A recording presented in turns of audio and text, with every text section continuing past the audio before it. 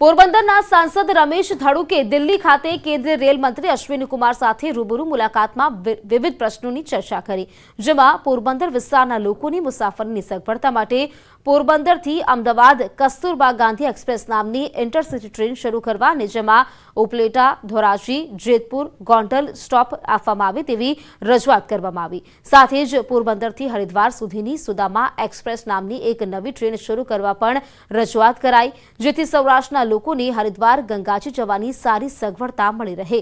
આ સાથે જ 2011માં મંજૂરી મળેલ શાહપુર સરાડિયા લાઇનની કામગીરી વહેલી તકે શરૂ કરવા રજૂઆત કરવામાં આવી છે। તેમજ રાજકોટ વેરાવળ વાંસજાળિયાની જેતલસર સાપુર સરાડિયા ફ્રીઝ કરેલ રેલ લાઇનને ફરીથી શરૂ કરવા માટે રૂબરૂ લેખિતમાં રજૂઆત કરવામાં આવી। આ તકે રેલ મંત્રી અશ્વિની કુમારે સાનુકૂળ પ્રતિભાવ આપ્યો।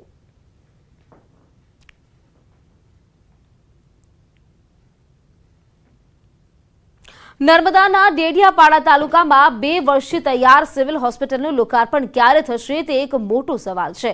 ડેડિયાપાડામાં નવી હોસ્પિટલ તો બનાવી, પરંતુ ડોક્ટર સહિત સ્ટાફની જગ્યાઓ ખાલી છે। પરિણામે અદ્યતન સાધનો ધૂળ ખાઈ રહ્યા છે। 2 માળની અદ્યતન સુવિધાઓ સાથે બનેલ સિવિલ હોસ્પિટલના લોકાર્પણ માટે જાણે તંત્રને કોઈ શુભ મુહૂર્ત ન મળતું હોય તેવું લાગી રહ્યું છે। 305 જેટલા ગામોના લોકોની આરોગ્યની સુખાકારી માટે 2 કરોડના ખર્ચે અદ્યતન સાધનોની સાથે નવી હોસ્પિટલ બનાવવામાં આવી છે, પરંતુ આ સાધનોને ચલાવવા માટે યોગ્ય તાલીમબદ્ધ ટેકનિશિયનની ભરતી ન કરાતા આ સાધનો હાલ તો ધૂળ ખાતા નજરે પડે છે। ત્યારે નવા સિવિલ હોસ્પિટલનું વિધિવત લોકાર્પણ જલ્દી થાય તેમજ તેમાં ખૂટતા સ્ટાફની જગ્યાઓ જલ્દીથી ભરવામાં આવે તેવી માંગ કરવામાં આવી છે। પણ છેલ્લા 2 વર્ષથી પૂરતો સ્ટાફ નથી, સાધનો તો પૂરા આવી ગયા છે, પરંતુ હાલ હજુ નવી હોસ્પિટલો ઉદ્ઘાટન પણ કરવામાં નથી આવ્યું। નવા દવાખાના ઉદ્ઘાટન વહેલી તકે થઈ જાય તો લોકોને પણ સારી સુવિધા અને મળી રહેશે। તો અહીંયા સાધનો છે, હોસ્પિટલ છે, અને અહીંની જે પ્રજા ક્યારે હોસ્પિટલોનું ઉદ્ઘાટન થાય એની રાહ જોઈ રહી છે। તો આ નવા બિલ્ડિંગની લોકાર્પણ થઈ જવું જોઈએ। તો આજ દિન સુધી એ લોકાર્પણ ન થવાને કારણે આ વિસ્તારના 305 ગામના લોકોને ઘણી હાલાકીનો સામનો કરવો પડે છે। નવું બિલ્ડિંગ બની ગયું છે, પણ અમે એના લોકાર્પણ અને સ્થળાંતર માટે અમારી ઉપલી કચેરીએ માહિતી માંગી છે, માર્ગદર્શન માંગ્યું છે।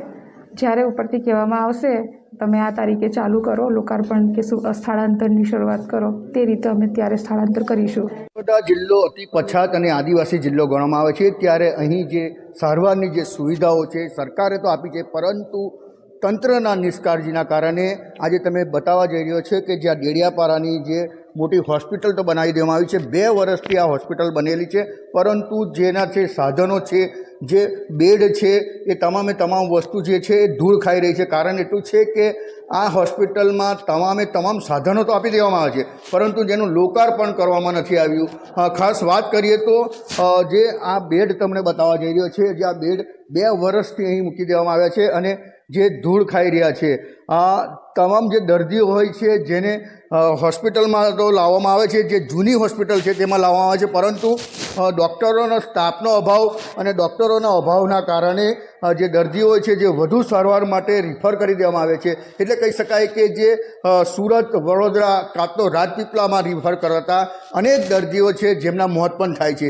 ત્યારે તંત્રની બેદરકારીના કારણે આ જે હોસ્પિટલ છે એ હોસ્પિટલ શરૂ ન થતાં જે છે તેઓને જે તકલીફ મોટી પડી રહી છે અને મોટી બીમારીને કારણે અનેકના મોતો પણ થઈ ચૂક્યા છે। ત્યારે હાલ તો લોક માંગ છે કે વહેલી તકે આ હોસ્પિટલનું લોકાર્પણ થાય અને પૂરતો સ્ટાફ મુકાય, તો જે આદિવાસી અંતરિયાળ વિસ્તારમાંથી જે દર્દીઓ આવે છે એ દર્દીઓને વહેલી તકે સારવાર મળી શકે। દીપક પટેલ, ન્યૂઝ 18 ગુજરાતી, નર્મદા।